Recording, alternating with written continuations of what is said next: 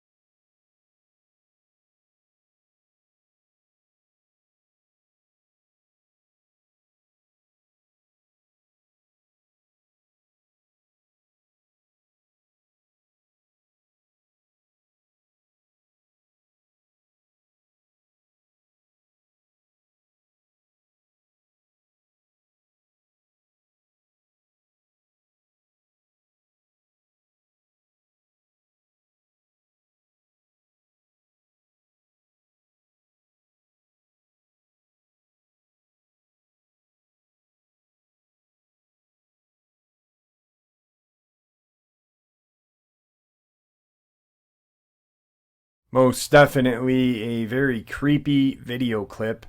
Once again, I'm not saying these clips are 100% legit. I'm just sharing them with you and leaving you to your own opinions. On to today's first subscriber submission. Good day, Jeff. My name's PJ. I am 34 years old from Massachusetts. We had emailed each other back and forth a couple weeks ago. I grew up an avid outdoorsman, fishing, hunting, camping, etc. To give you a little background, in December of 2007, I had left for the Marines. I was 18 years old, and the war on terror was in full swing. After 2 deployments and a Purple Heart, I came home due to wounds sustained in Afghanistan, and I could not re-enlist. So in January of 2012, I moved back home. I instantly jumped back into the outdoors life and I rekindled a relationship I had prior to leaving. I started hiking with my now wife of 13 years. Jeff, fighting insurgents, getting into firefights with other humans who are as cunning and witty as you, hunting each other is a thrill like no other. No, I'm not a psycho. When your country created an illusion and you are young, you believe you are there for a just cause. I feel that to cope with war, you have to do what you have to do. My way of coping was laughing and trying to remove the human aspect as much as possible. Sounds harsh, but my survival depended on quick reaction and no hesitation. So laughing as a JDAM fell from a jet blowing up an insurgent stronghold is just the way it was. So now that you know about me, my experience was in the late summer of 2013.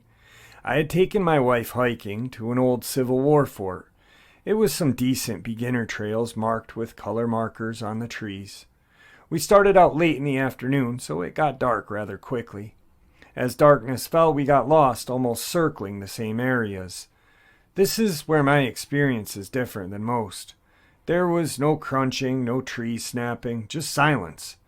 Jeff, I don't even know what made me look other than the sensor intuition, but I looked through the moonlit trees and I saw a silhouette of a giant figure running through the trees. I've been shot and I've been blown up while in an MRAP truck. I know what it's like to accept death and have a mindset that you're going to die. This trumped that tenfold. This figure couldn't have been more than 40 yards at first, which means I should have heard it. As a Marine, I am trained to shoot 500 yards iron sight. I have a good judge of yardage. This was close to 40 to 50 yards, then closing and paralleling us. I drew my sidearm and grabbed my wife on the back of her neck and pushed her through some pricker bushes. We made our own path until we saw the light of the house and came out into someone's backyard, firearms still drawn. I did not feel safe until I was on pavement of a street, well lit with streetlights. Thankfully, she had seen what I had seen, but I cannot explain it.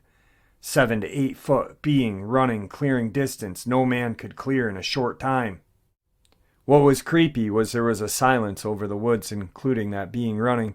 That day scared the crap out of me. I would have redeployed to Afghanistan twice over rather than seen what I saw that day. The sheer terror of being outclassed and while being lost is a feeling I don't wish upon anyone. After years of researching and listening to others, I haven't narrowed it down 100%. Could it be a Sasquatch, Dogman? I don't know. The lack of vocals or growling any noises leaves it just a massive dark figure. If I would have had a spare mag, I would have shot when it closed to 20 yards, but due to having a Glock 23 40 cal pistol, with less than 15 rounds, I would have rather waited until I could empty it and guarantee my hits than waste a single shot.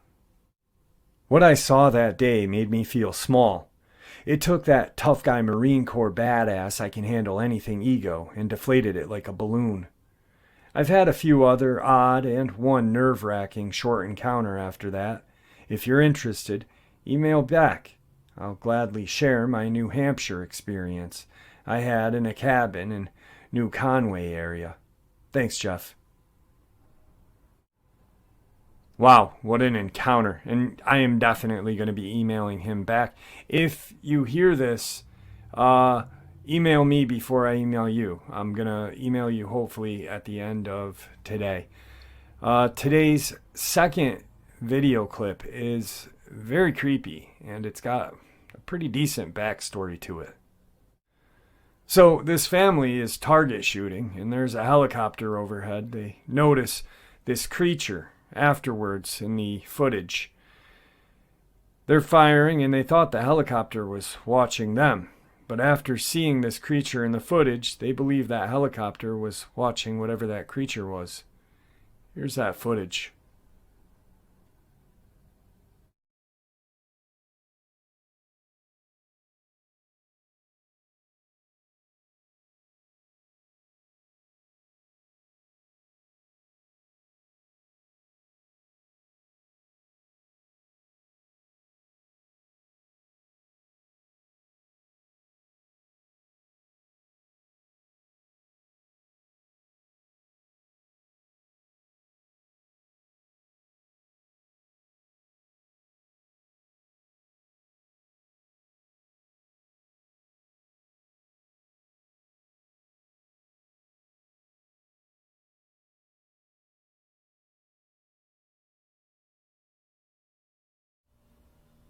Wow, definitely a creepy video clip, but that I'm still thinking about that encounter. Wow, it blew me away.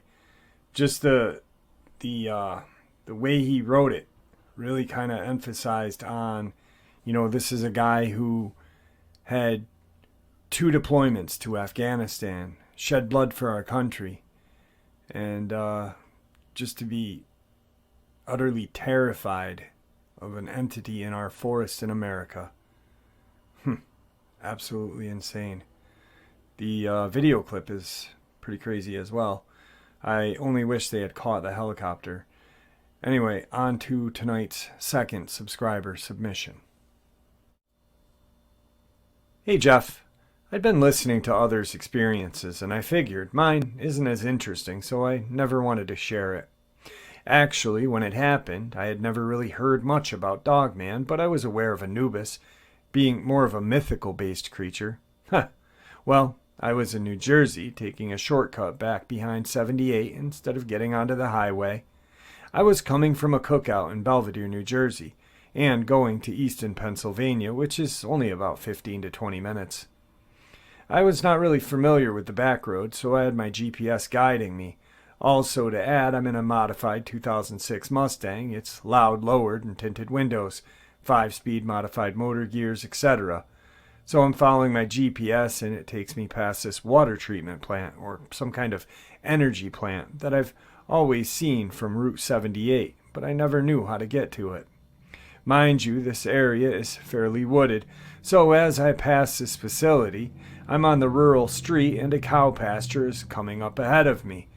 And to the right, on this 2-lane narrow street, there are about 3 small, scantily built houses, but there are cars, at least one house. They looked old and not abandoned.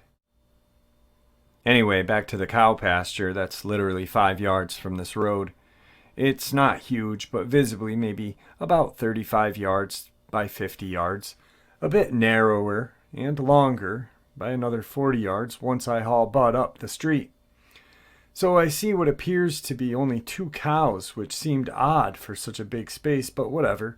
Please note, this quiet country road, and before I get to the pasture, I was at a stop sign and cruising at another 25 miles an hour in second gear. As I see the cows, it's nothing special, as I've seen cows since I was a kid. But one made me do a double take.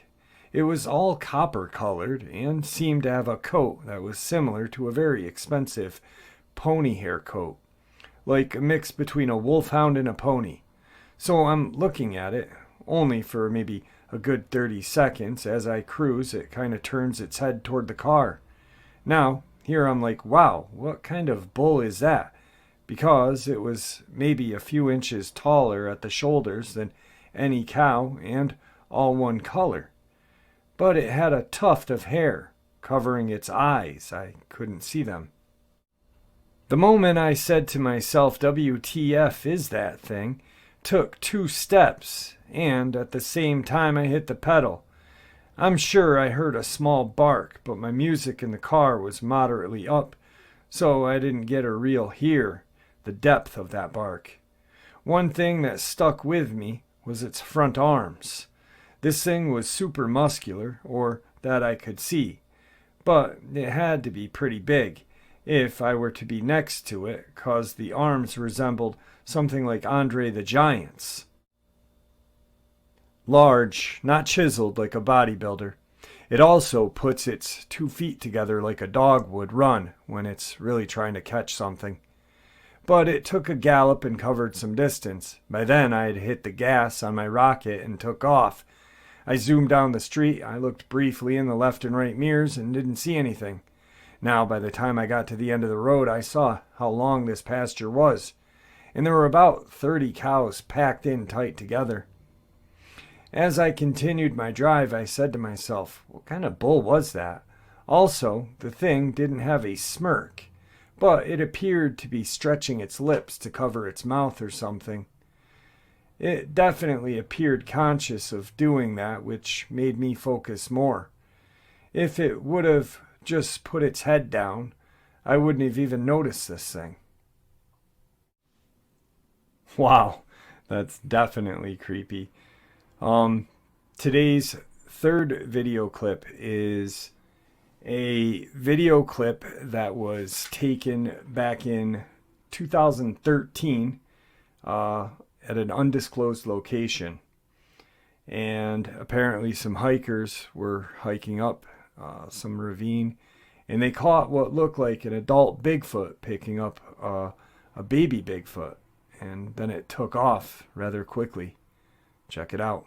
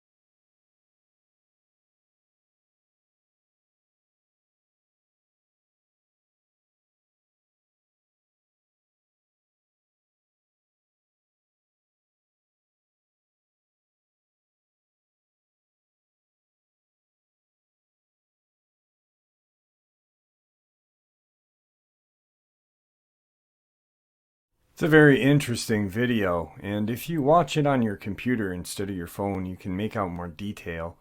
I know a lot of people watch videos on their phone. I do, and it's hard to make out details on your phone. So with these kind of videos, and I think with any kind of channel that produces these kind of videos, you should watch them on your computer.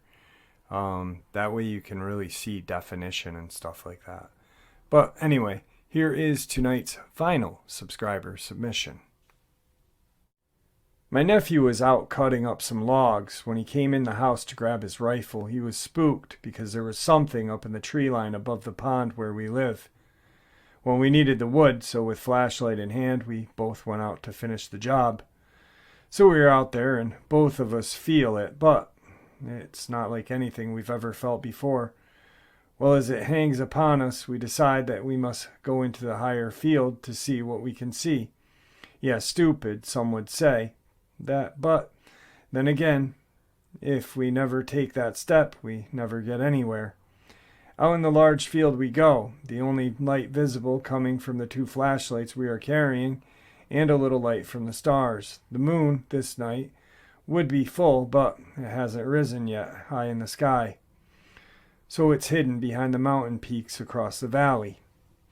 Now, we don't see anything but the sense to pull to go to the high field. I should explain that the grounds have a lower field just above the house, the middle field about 1,000 feet above the house, and the high field is located on a hillside above the pond and in the heavier woods. I sense the pull and start up the trail. My nephew just trails along. He claims he can't let his sick uncle get out of his sight as he fights his own fear of the rising moon and the night. So we went a little higher up the mountain till we are in the field that is above the pond. Now I can't see a thing with physical eyes yet. They simply will not penetrate the darkness of the evening. In my mind's eyes, however, I can sense four things that are here. One is clearly a child or a youngster. The other feels like an adult female or possibly a mother. The third is what I assume a male, as it stood off to the left of us, but further in front of what I thought as a youngster. As I stood there, I felt something else that was causing these creatures to move about. It was low to the ground, moving on all fours, but had the features of some sort of cat, I initially thought, but the body that was really felt deformed. This thing I could feel coming down the mountain and towards us. The last one was different. The only thing I can relate to it is werewolf tales or some other unearthly creature. Yeah, I know imagination is what I initially thought as well. The fourth one makes me nervous and troubled. The sensation is strong. We both felt it. and it gets to us, but as we start to leave, an echo fills my head. Go, no. Very faint and weak, as if it's scared. Then again, go, no. I sense it's coming from some deep cedar trees that are off to my left. We even speak softly to another about the words that just filled our heads, and told us not to leave. At the same time, we both feel the sense that female is moving to our right, and she takes a point between the crawling creature and the path to the young one. She's silent, and the only sense from her is the atmosphere coming from there. One really must strain to hear any movement she makes, and even then, it's not guaranteed you will, or the fact that we did. The crawling thing stands on its hind legs in my mind's eyes, and I can see it sniff the air and look around. It's confused by our scent, being with the others. It looks around for a few moments and then falls back down to the ground. It reminds me of a dog walking. It moves back up the mountain and then stops every so often. But the female's persona changes directions as it goes. Finally, this thing goes over the ridgeline, and I follow it down into the ravine before I lose it among some boulders and rocks. Yet, this is all in my mental picture, not sure where the image comes from, but it's like I'm watching a movie in my mind. Yet there is a sense it is not in my mind, eyes that are viewing this thing. Yet I am connected to whatever is viewing it. It's not only in my mind, but a stagnant scent upon the night air that is not normal for this area. After the thing had left, the two adults then moved back into place where I initially felt them. I told my nephew it's time to leave, but I was a little worried about the thing that had gone over the hill, so we decided to leave his hat there as it carried a scent. We wished to leave to confuse the situation. He walked forward and placed it on a small cedar tree, and we started to walk backward. We could hear one climb up and down this tree, and it sounds of the other two moving towards it. It was at that time that I felt the ancient one that had been behind us in the trees.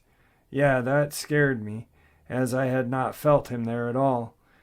It may seem strange, but I felt like he was a general and had used all the things available to him that night. He moved the young male to a flanking point and the female to a flanking point.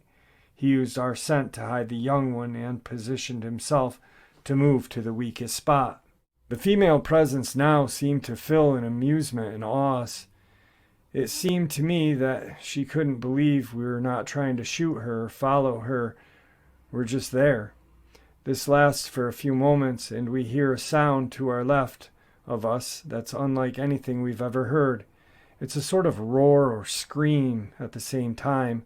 What makes this one so bad is that there is an equally strange cry in the trees just ahead of us that startles us both.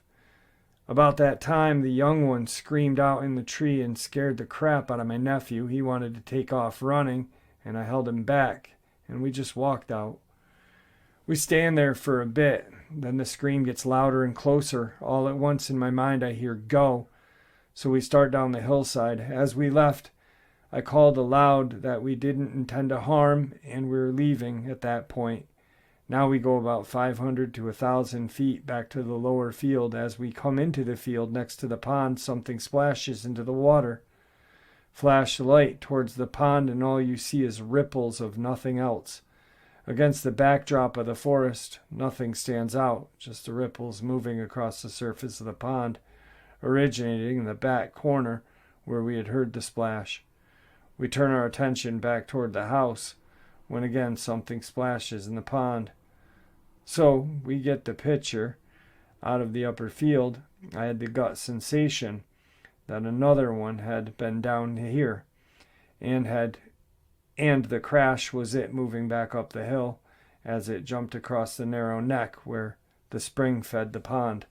The next day we found feathers from a few birds that were piled up on an old cement platform near the pond.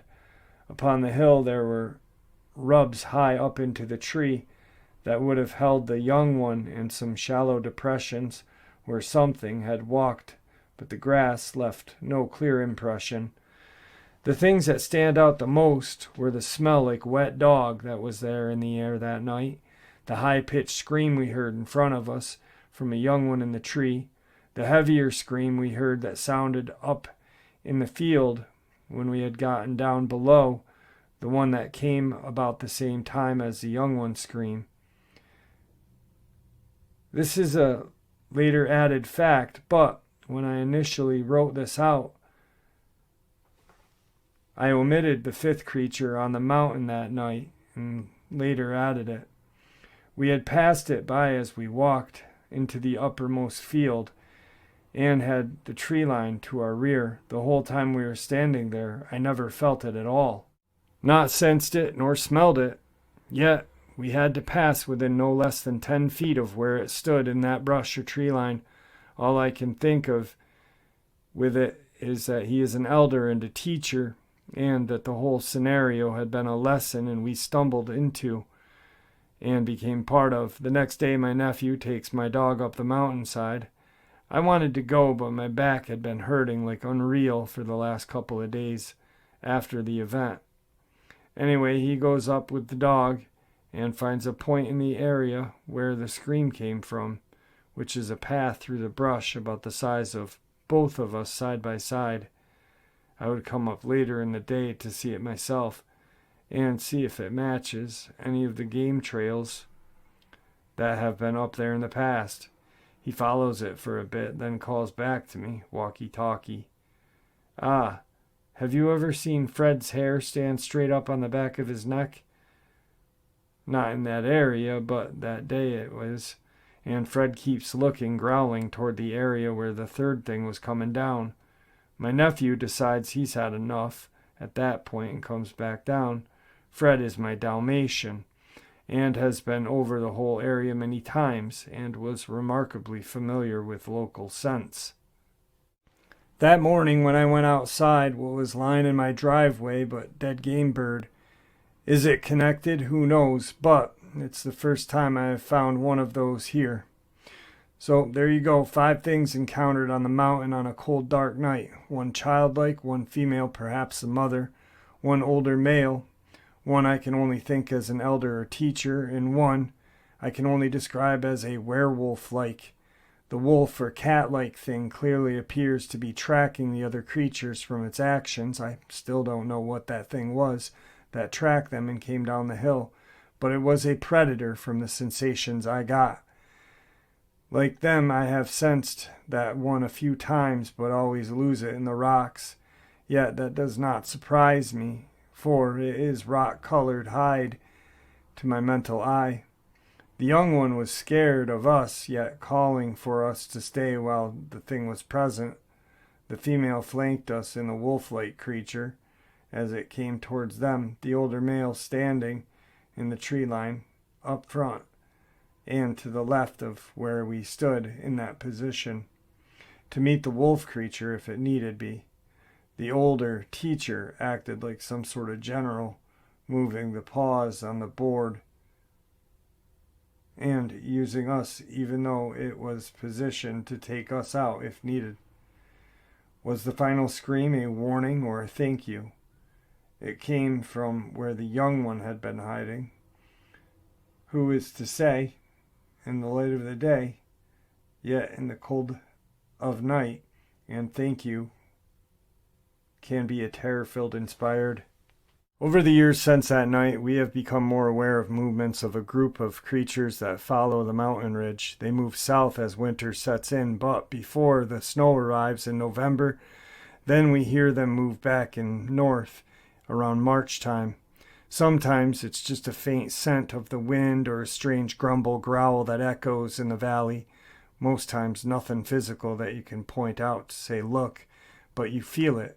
Know that they look in and down to where we live, and at times it seems keeps getting other things away. It keeps the other things away. We have since moved from that location and now live a good 50 miles north of there, yet on the same mountain chain.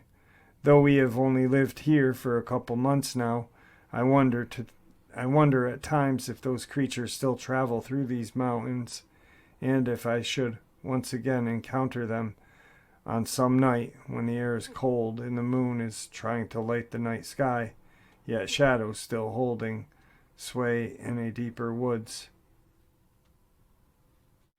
Prior to that night, my nephew would talk, and he would tell me that he didn't believe most things I spoke about, but since that night he has changed. Even today we sit and talk about what happened that night and things that occurred over the years while we lived there. I leave it to you guys to decide what we encountered in that high-grown overfield. Just to give you an idea of who I am, I'm a retired Chief Petty Officer from the United States Navy. I served nearly 23 years before I retired. I lived for 13 years at this place where this encounter took place. I've experienced other things there, such as place being haunted or ghostly visitations. Fairly frequent heard knocks. Branches were being broken on the hillside when we were out in the evenings. That's not a fictional tale. That is what that guy experienced that night. In his mind, that was his mind eyes telling him what was stalking them in those woods that night, which I found rather interesting. And yet he is a very reputable person, retired Navy. He's not just some kind of meth head cuckoo bird, you know. On to tonight's final video, which is two guys hiking in Alaska, and they find this creature in the woods that starts paralleling them.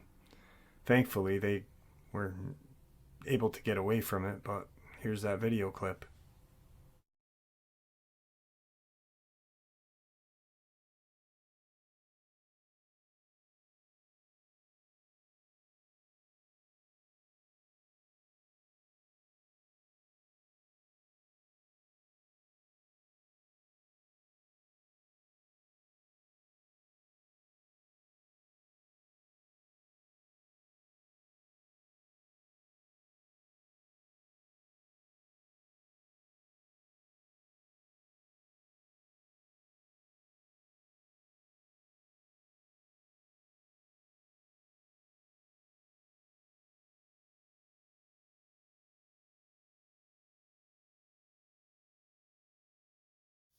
All right, guys, I hope you all enjoyed the midnight bonus.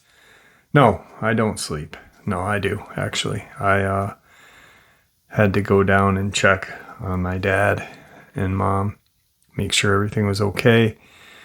And I just can't sleep hardly ever anymore with everything going on with my pops. So anyway, guys, stay safe, happy, healthy. Thank you for all your support. God bless.